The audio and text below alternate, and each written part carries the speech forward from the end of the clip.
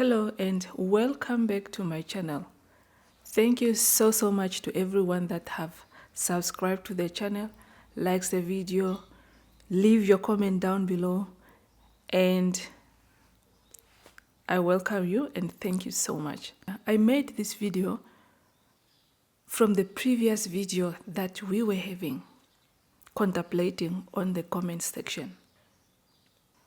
It seems like we have a lot of problems as an African when it's come to our problems, how we find ourselves in this problem, how can we take ourselves out of this problem, and many other things that are surrounding us, affecting us, hidden, and the one that are outside, on why Africa continent poor. Why the American keep African continent poor.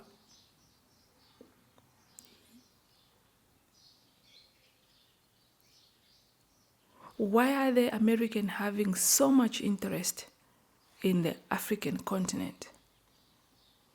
Because it's not only in a particular countries, but the whole continent. The African continent is not poor.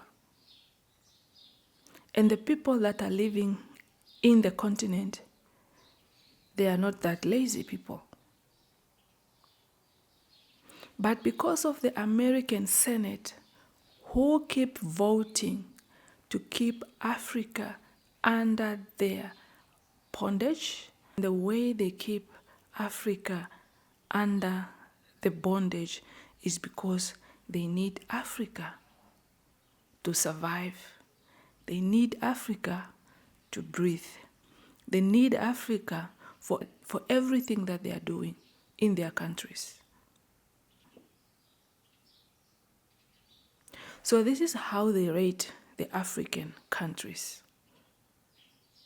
They rate African countries according to the natural resources that the country have. If a particular country is rich in diamond, fish, that's how they rate it. If the money that is coming in the countries, they are coming in the form of tourism attraction, that's how they take the country. So with this scheme that they marked the countries, it's just for their own interest. It's not for the country to say, oh, we are having this status, now we are the big boss. No. We are not. For the country to develop, they need the capital to build schools, hospitals, building dams, and a particular country cannot be able to fund this project. They have to find themselves going out to the International Monetary Fund to borrow money. And this is one of the traps that the Americans are using to keep Africa under the bondage in the form of a loan. IMF, they can assess your country, give you certain money. After the country borrow the money. Now the IMF, they are coming in again to say, you are not going to enjoy this money. Let us look at your country's performance. Let us look at your country's budget. How many civil servants are you having in your public sectors? Then they come in to tell you that your government have a lot of public servants. In another word, your government is bloated. Can you do something about it? Now, as a country, you are in dilemma now. At the public sectors, there's a lot of shortage there. But you have IMF telling you that, no, your government is bloated. You'll be left with no choice but to allow people to work under a harsh condition because you cannot recruit. The master is behind you, watching you. If you don't comply with their command, then you know what is next. Okay? So the videos, they are out there to tell you that if the ministers or the president fail to take so and so, this is the repercussions of it. So the loan is one of the scheme that the Americans are using to keep African country poor. Another one is this project that are coming up to help the communities, to bring peace in the countries, to elevate poverties. Now, some of the projects they were doing well, or they did well. These people, they want to keep us under their trap with their aid. If they finish a project, they have to introduce another project. And these projects, they are not coming in vacuum. There will be a problem that will be erupt in the country, and that's how they come in again to say, we are giving you this expert. We are bringing you this help, or we are assisting you on this particular one because it seems like you don't know how to handle it. So these are the trap or the scheme that they put in place. They keep on voting them so that they keep Africa poor, just because of their own interest, the minerals that we can give them. The only interest that they want is the mineral resources that the African countries are blessed with. Okay? Let me give you another scenario so that you can understand what I'm talking about. There was a country in Africa. Their economic status was elevated, and everyone was happy about it. They were moved from developing country to a developed country. Nice. People are happy.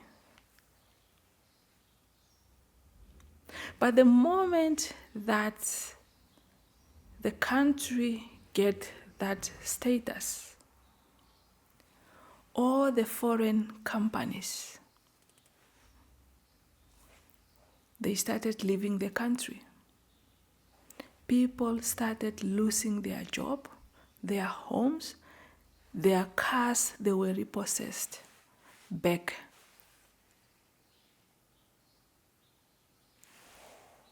Why are they leaving if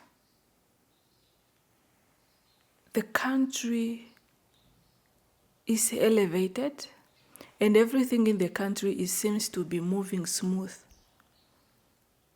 But they know that as soon as they leave or they left the country, things will fall down. And we are going to start calling them to say, oh, come back. We are not doing well in this sector and this sector. And the answer was, no. You were elevated to this status. It's your own fault. It's your own fault that you did not manage your country well. So what are we going to do there?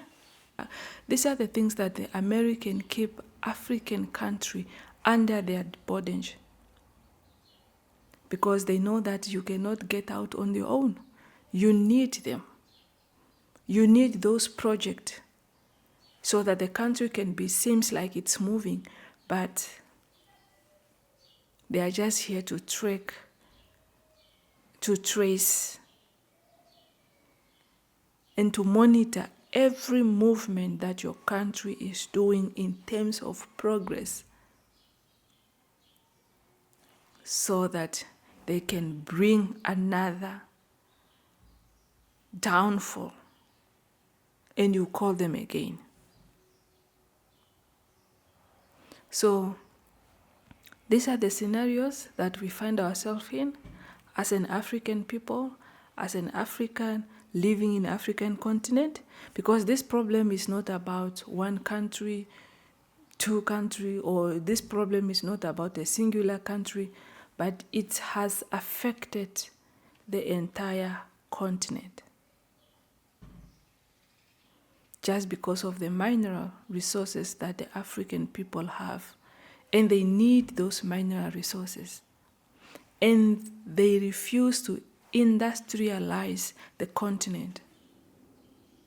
How many peoples, or how many senators, or how many governors, how many ministers that are calling for Africa to be industrialized?